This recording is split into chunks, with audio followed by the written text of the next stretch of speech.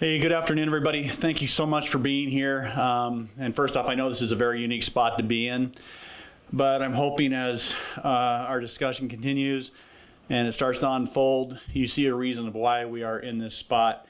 Right now, we are incredibly cramped. We are incredibly pushed in here. And what I want you to do is for a minute is think about a group of 15 individuals just came to this country, jammed into this very complex, living in squalor, living in substandard conditions, and try to just for a moment think about this not just being someplace where you're placed into for a short period, but someplace that you're living your life. And that's why I felt it was important to have this discussion here to try to bring some clarity and try to bring some reality to what this situation has been for the city of Aurora, and more importantly, what it has been to individuals who have had to suffer here in this particular location and the other locations down the way for quite a period of time. And what we as a city and what we as a law enforcement organization have done to try to change that and hopefully change it not only for the city of Aurora, but for other municipalities that are experiencing the same thing. So again, what we are here for is to discuss the turning point in Aurora's fight for crime, specifically related to the Dallas location. And again, I think it's important to point out that these venues, it's not just one location. It's really a number of them. It's 1208, 1218, 1238, 1248, 1258, and 1268. And as you guys get the opportunity to look around these complexes, again, I've been in some of the most complex housing projects, apartment complexes in the nation, and I have not seen anything as despicable and as mismanaged and as crime-ridden as what we are contending with right here in this complex. And why the steps, why the intervention, why the prevention, why the court actions were necessary to bring calm to an incredibly bad situation. One thing I want to acknowledge too is that, again, this wasn't a singular act. This wasn't a singular event that caused the problems in this location or in this venue, or for a large part in this entire community. This was really kind of a perfect storm that led to this crisis. The first thing we had was uncontrolled and an unsupported influx of undocumented migrants. Again, over the past year, Aurora has seen a massive uncoordinated influx of migrants. Many of those individuals coming here seeking safety and opportunity, but instead became victims of a predatory criminal element. The lack of federal and state infrastructure to support these individuals and to support the population resulted in overcrowding, lack of resources, and an inability to provide any insight. And again, I mentioned this before, law enforcement is completely apolitical. This is not a political statement, this is not a political journey, this is the facts and the reality of what occurred at this venue. And again, what we had is we had a number of individuals, undocumented, illegal, whatever terminology you want to use, who were placed in the city of Aurora and just dropped here. And I've made this statement before, and if I'm repetitive, I apologize, but I do think it's worth it because, again, it's not just about the movement of people, it's about the care of those people. And when that system was allowed to happen, where these immigrants were basically dropped into a major city, and the number of those immigrants were basically the size of another city, a smaller city, the amount of terror, the amount of impact, the amount of mismanagement, the amount of care, the amount of concern was extremely evident. And it resulted in many of the things that were experienced in this complex, and probably more than likely in this exact apartment that we're standing in today. Again, when you look at another aspect that involved this location and why it became so problematic to the city of Aurora, to the community that surrounds, and most importantly to the people who reside here, is that the ownership and the management of the Dallas Street Apartments allowed this crisis to unfold unchecked. They used an influx of vulnerable populations and vulnerable migrants to maximize profits, offering substandard living conditions while failing to provide basic safety and or oversights. Again, the reports confirm the residents face severe neglect, intimidation, and in some cases, financial extortion by both the management and the criminal element that took over this location. And again, why it was so compelling to be here in this venue and for you to see it is because this is where humans lived. And this has been cleaned up. This has been drastically cleaned up just to get it so that it could be closed. And when you look at this venue, you have stoves that don't work, you have electricity that's not functioning, you have floors that have holes in them, you have a heater system that is completely dysfunctional. If you go into this back bedroom over here, you will see electricity cord that's been pulled, hung down, complete fire hazard for everybody in and around this venue. And this is one of the better locations. This is one of the locations that, again, is not as bad as what you will see in other locations. There's a room right across the street here down in the basement that was used for narcotic sales and use, prostitution, sex trafficking. It's down in the basement area. I was there yesterday. And again, when you think of that, you think of what occurred down there, and you think the fact that someone took profit over care and concern for another human being, it really causes issue.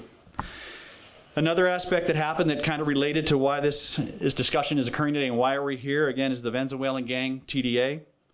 They took control of many parts of this complex without question. They created a climate of fear and of lawlessness. The gang specifically targeted its own community, Venezuelan immigrants, through violence, intimidation, extortion, and even kidnapping. The complex became a hub for drug trafficking, home invasions, shooting, and violent assaults. One of the most horrific incidents that we talked about, and many of you guys were here when we talked about this, was a kidnapping that occurred in December. Again, in that kidnapping, we had individuals that were taken from this very complex down here below in the parking lot. They were taken into one of these, or many of these different venues during a period of hours where they were tortured, where they were forced to give over their money, where they were extorted, and where they were violently mistreated. Again, when you think of all that, I want you to think of what this place was 6 months ago. And for anybody that has been here 6 months ago, and maybe many of you have not been here 6 months ago, but that parking lot was absolutely undrivable. The alley was undrivable. There was there was garbage that basically was stacked taller than a human being. And it went around the entire complex. The quad areas were uninhabitable. There was garbage, there was crime that was occurring all the time in and around that venue. So again, I'm not here to talk solely about the past, but I did want to bring reality and clarity to the past because we are now talking about the future. And the future is we have turned the corner on that crime. We have turned that corner on that mismanagement, and we have definitely turned the corner on the victimization of the people who came here for a better life and ended up living in a place like this. And when I state that, again, if I'm repetitive, I apologize, but I want you to put in context again, this was not just for a family of 3. Most of these apartments held up to 15 to 16 to 17 people that were inside these apartments. When we came back for that kidnapping investigation in December, we went apartment to apartment on the ones that were identified by our victims. And many of those had up to those numbers residing in those apartments, in these apartments. So again, what did we use? What did Aurora Police Department use to change that? And again, I want to say this was a all-hands approach. This was an all-governments approach. We used the resources available to us, and I would like to thank the officers, the men and women of the Aurora Police Department, who walked through these corridors when it wasn't safe, who walked through these corridors when people were being victimized and mistreated, and took care and concern about who resided in here. I'd also like to thank the investigators who did the follow-up on all these incidents that occurred, made sure that we had the specific information, the probable cause to do the arrest that we did do. I also want to thank the crime scene investigators, our victim services who treated those people and gave the foundation for us to move forward in this event and make things happen. We focused on 3 different aspects when we looked at this venue, at this location. We looked at near term, mid-term, and longer term. The near term was we focused on hotspot policing. We identified the actual locations, we identified the actual individuals that were involved in the criminal activity, and we focused specifically on them. The one thing I want to make sure that you walk away with or we think about, this was not over-enforcement. This was not just coming in based upon an individual's race, based upon an individual's ethnicity. This was based solely on a person's criminal behavior and the way that they victimized someone else. And that's what we focused on when we looked specifically at the individuals involved, and we focused on those individuals, and we did everything possibly and legal and ethical to hold them accountable. We also looked at it from a place base. Again, the place and the location, what could we do to change that dynamic? And a lot of the things you saw over a very long period of time, over the past 6 months, we have done multiple cleanups here. We have done multiple garbage removals out there. Again, this was done by the city. It wasn't done by the property management. It was done by the city to change the environment for those people that did have to reside here. Our officers did countless knock and talks where we walked around each one of these complexes and we knocked on the door and we made sure that the individuals that were here knew that the Aurora Police Department was here to serve them. We wanted to make sure that anybody that had been victimized or is being presently victimized felt confident to come forward and report those crimes. Again, when I go back to talking about the victimization that occurred here, I think it's really important to understand that if people did not report the crimes that occurred, if they did not report that kidnapping, we never would have known. It would have been behind closed doors and it's something we wouldn't have had an idea about. But because individuals who reside here, who lived here, came here for a better life, they made that conscious decision that they were going to trust the police, that they were going to reach out to the Aurora Police Department, and they did, and it had a huge impact on their trajectory as well as the trajectory of everybody else who lived in and around this complex. And so again, that was a huge part of what we wanted to do. I wanted to give you some numbers about where we are now, what we spent in that area. Again, in 2024, we had calls for service. At this particular locations, at these venues, we had 382 calls for service. We had 83 initiated officer responses. We arrested 27 people.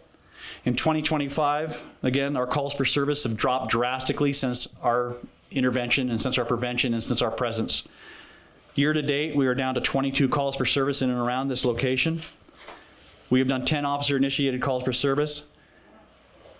And again, the crime has dropped drastically. All of the things that we do is managed and looked at and analyzed by data.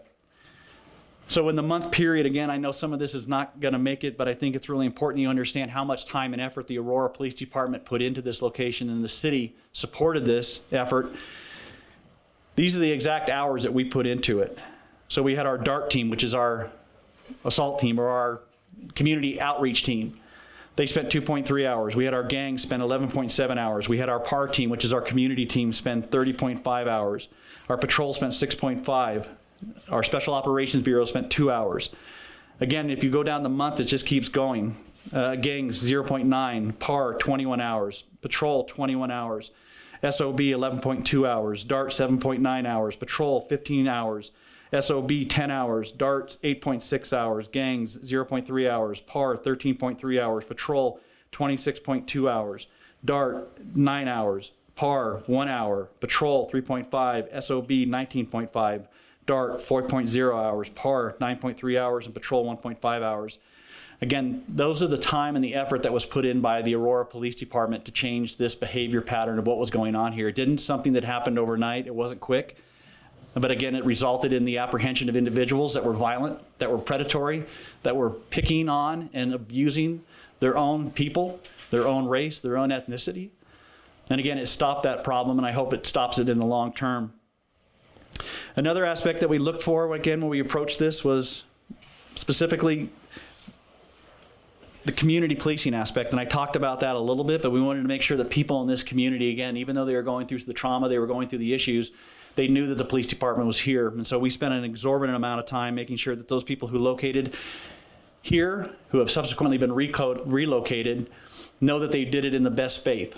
Again, what we didn't want to do is repeat the cycle where they got from one location, they all dropped into another location where they were going to get victimized again.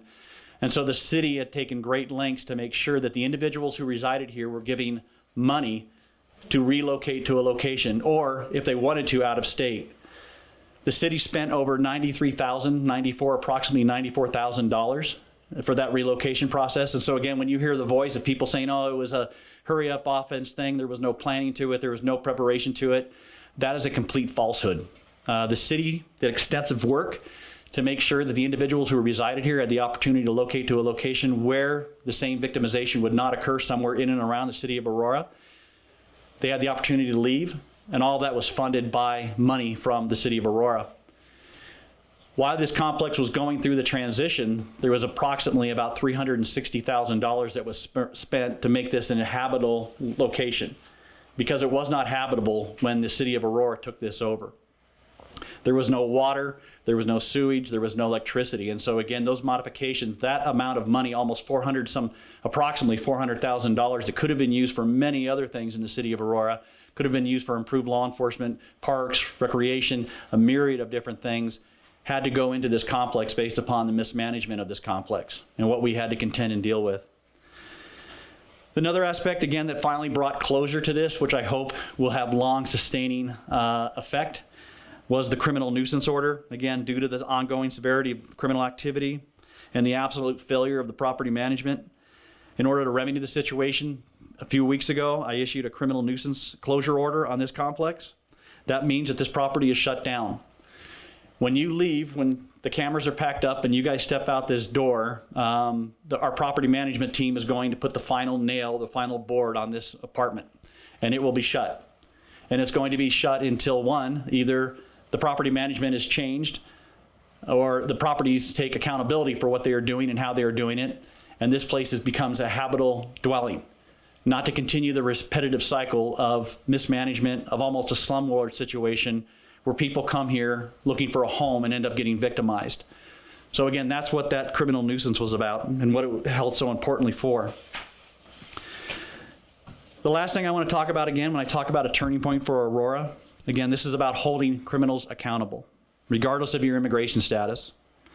And I want to be really, really clear on this. Aurora will not allow criminal organizations, regardless of origin, to terrorize this city. Again, we are looking for what's known as the displacement theory. If somebody had moved out of here and gone someplace else, we are making sure that the TDA does not grab a stronghold anywhere else. We are making sure that if we do start to see those same patterns of conduct, that we aggressively and proactively address those individuals, specifically based upon the victimization that they are causing and the criminal activity that they are generating. Again, crime happens in any big city, and that's something that Aurora is going to continue to deal with. This is a big city. We have gangs, we have crime, we have those issues. But the one thing that we are going to make sure is we don't have a situation similar to this ever again. And we are going to do everything in our power, the Aurora Police Department, the City of Aurora, to make sure that this is a learning point for many, and hopefully not just in the City of Aurora, but across many municipalities across the nation that are facing similar situations to what we've had to go through based upon the circumstances that I detailed earlier. The influx of migrants, the uncontrolled approach to how they were handled and what they were not handled by.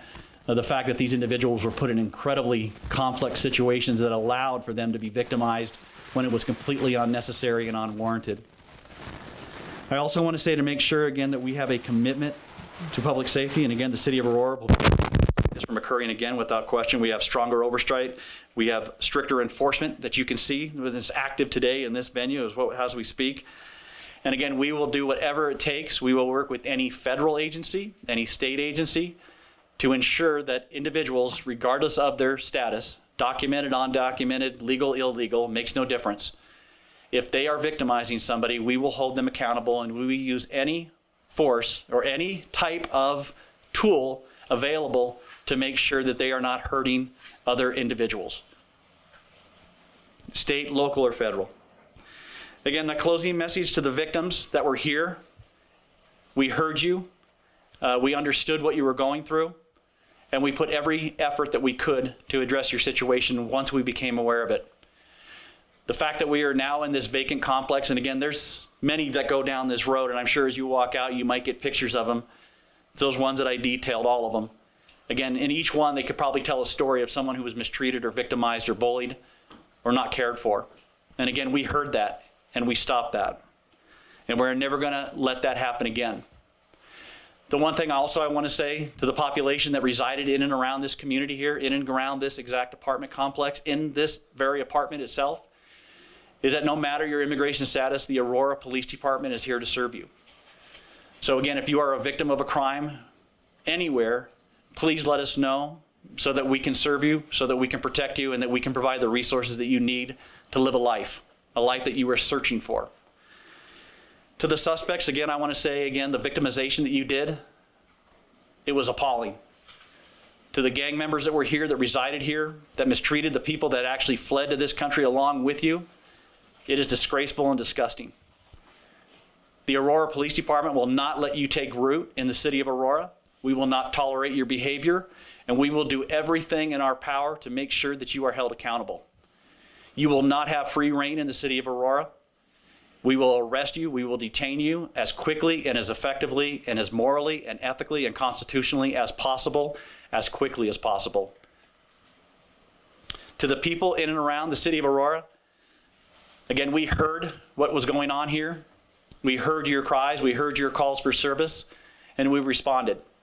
This location is now closed, and like I said, it will remain closed until it's in a better place, until it's in a better situation, but until then, we will continue to monitor this location. Again, I think what's important too to realize is that it's not just about the crime that occurred in these complex, but it's the crime that occurred around this entire neighborhood. And with that, I think that's an important aspect too, because I wanted to bring up this real quickly because I think it speaks volumes also. Since we started our response in and around this area, we've had a 21% decrease in calls for service from September to August. We've had a 16% decrease from October to December, a 35% decrease from January to July. That was on our general offenses calls. On our calls for service, again, I mentioned that decrease that we went from 382 in 2024 to 22 in 25. Again, I think that speaks volumes about us hitting the right places at the right time.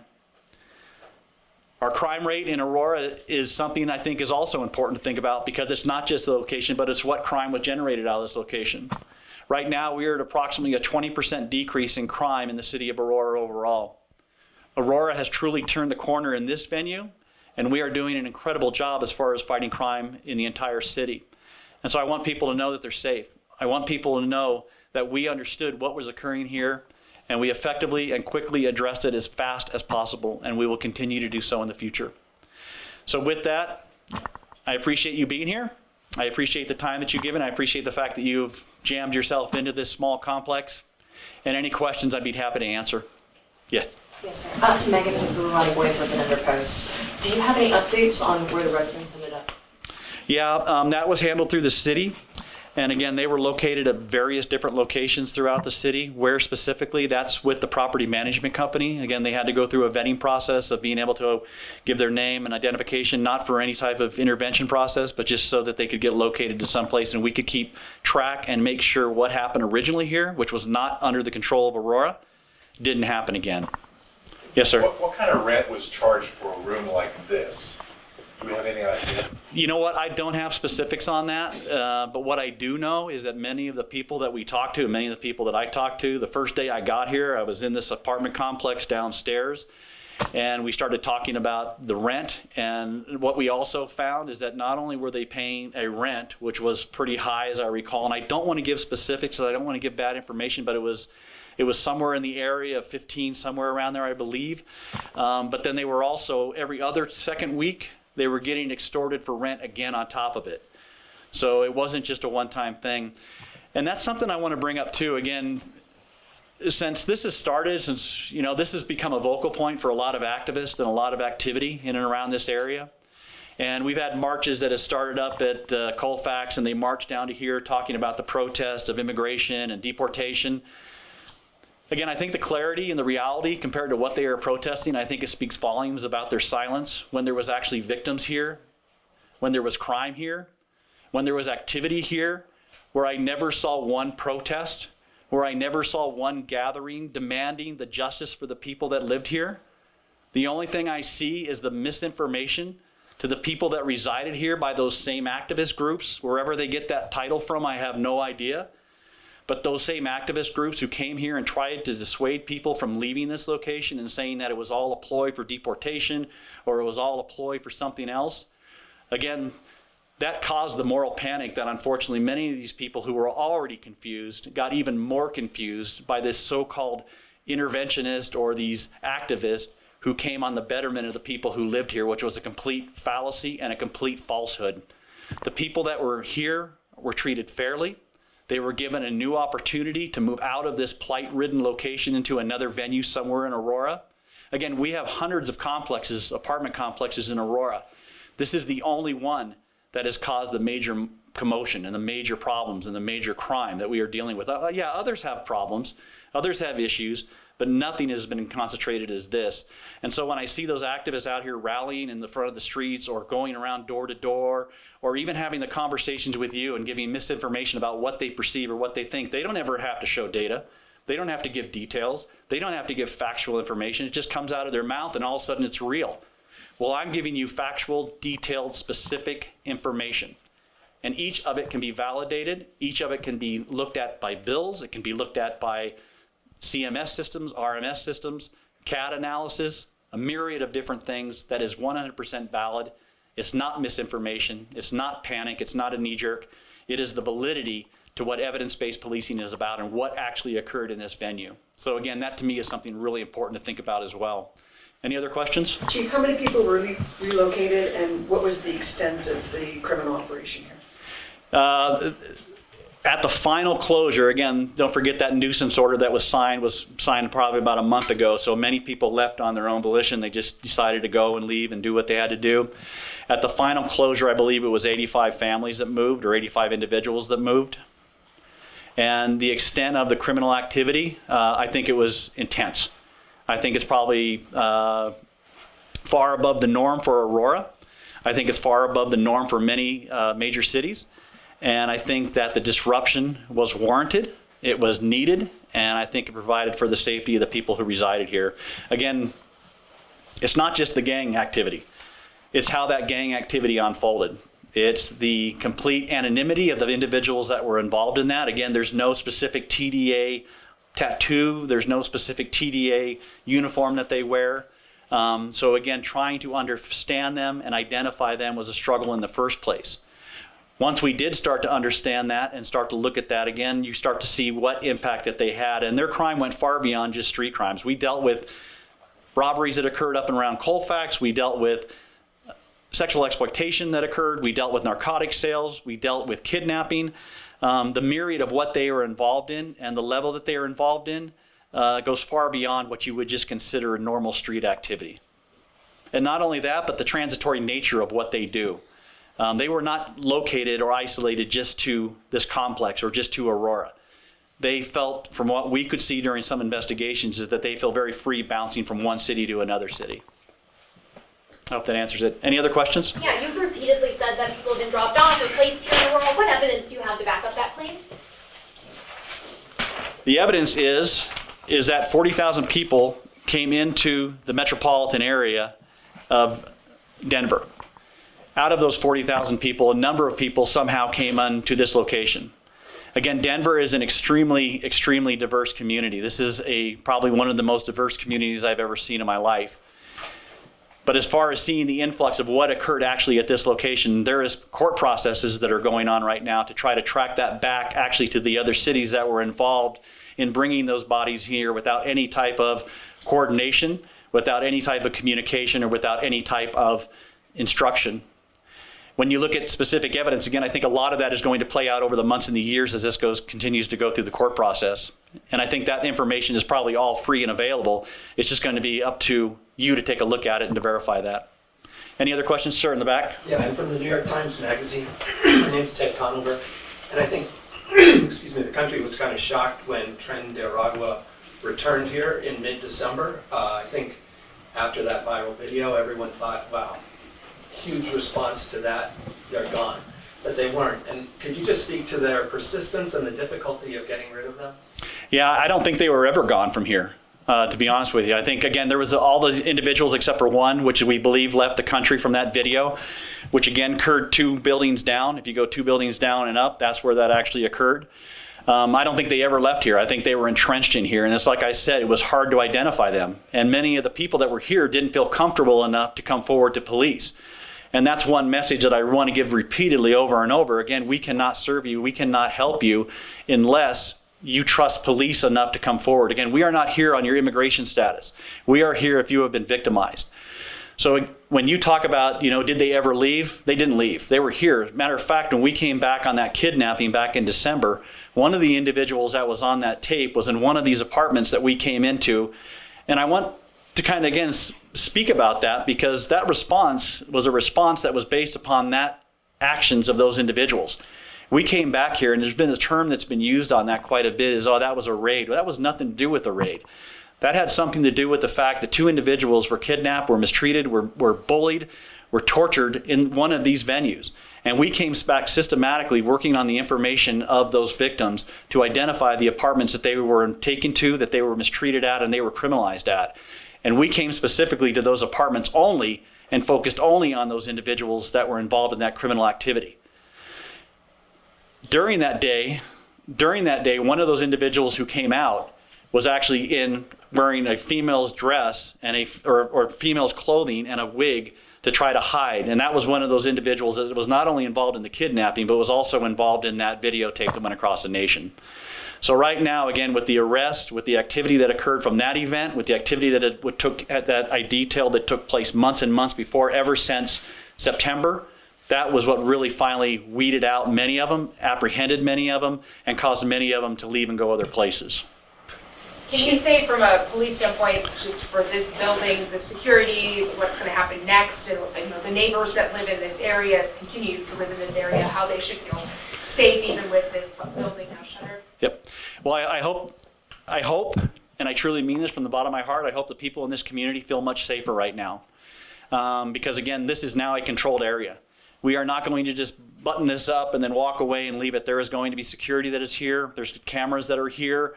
All these areas are boarded. There will still be a high police presence. Again, when I talk about the crime that occurred here, that crime didn't just impact these complexes. It impacted the community all around this area. We have had a drastic decrease in calls for service since this area has been closed, since our proactive activity has happened. And so the message that I really hope to send to the community is that we definitely heard your cry for help, and we definitely responded in a way that I hope gives you some peace, and I hope brings back some social order and a lack of criminal negligence that you have seen going on here for so long. And ma'am, you had a question? Chief, what's your message for the management company? For the management company is I hope that you evaluate what you have done.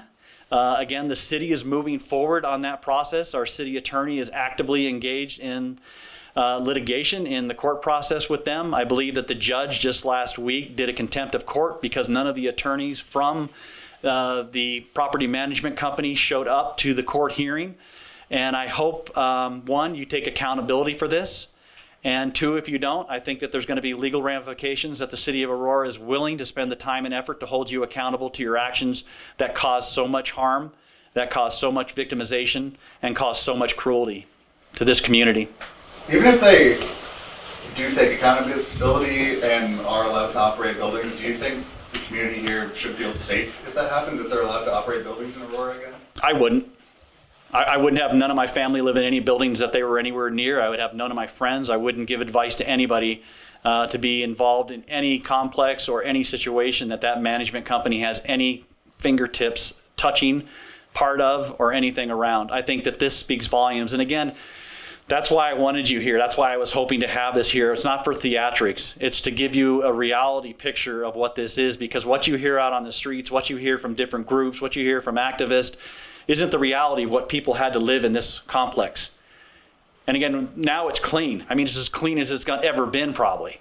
But this is what people had to reside in. They had to reside with holes in the floors. They had to reside with no kitchens, no stoves, no water. They had to reside with electric cords being pulled from towers and from poles in order to survive. Again, this is not humane. This is not something that's normal. This is abnormal. And this should never be normalized by anybody. Yes, ma'am. Chief, who was doing the extortion for the extra, I guess, rent money? Was that TDA? That was, yes. And who was collecting the actual rent? That was the management company at some point, but at some point they completely disengaged from what I understand. And again, I don't want to get into those particulars because I'm not 100% sure on that. But I understood that they stopped completely when they walked away from this location. And that's where a lot of the extortion started to take place. Was TDA collecting rent and extortion, or just the extortion? Well, extra money? They're basically, what they use the term taxing, but it's basically extortion. Is they're saying that, hey, if you're going to stay here, you're going to be paying us. For how much? I don't know what that specific number was. Something like rent. It would be very close, yes, from what I understand. But I don't know exactly, and I don't want to give misinformation. Any other questions? Was anyone living here denied relocation assistance? If so, how many people and why? Yeah, and from what I understand, there was absolutely no one that wanted assistance that did not get it. And again, when you look at that 94,000 sum, approximately $94,000, and I have the exact number, and if you'd be patient with me, I can read it off to you. Yep, the city cost on, it was through Property Solutions, which is the property administrators.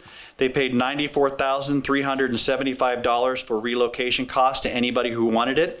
The city also put in $360,100 for repairs and living conditions to allow the individuals, once this location was shut down and it fell under the control of property management in the city, to make it so that it was habitable. Had that not happened, people would have been living here in far worse conditions than what they ended up leaving here, going to someplace else, all of it supported by the city of Aurora and the city of Aurora budget. Any other questions? How many gang members were living here? I don't have a number on that. Anything else? Again, thank you so much. I appreciate you being here. I hope it wasn't too negative for you, but I really hope that it also kind of tells the story and the narrative of what reality is compared to some of the misinformation that is out there. This was not a pleasant place to reside. This was not a pleasant place to be. That is done. We have definitely, in the city of Aurora, turned a corner. And like I said, we are going to continue to watch, monitor, and analyze what criminal activity is occurring where, when, and how, based upon any modifications to here. And we will effectively and quickly address that to make sure that no one ends up in the same situation as the poor people that were residing in this venue. So thank you very much. Thank you, Chief.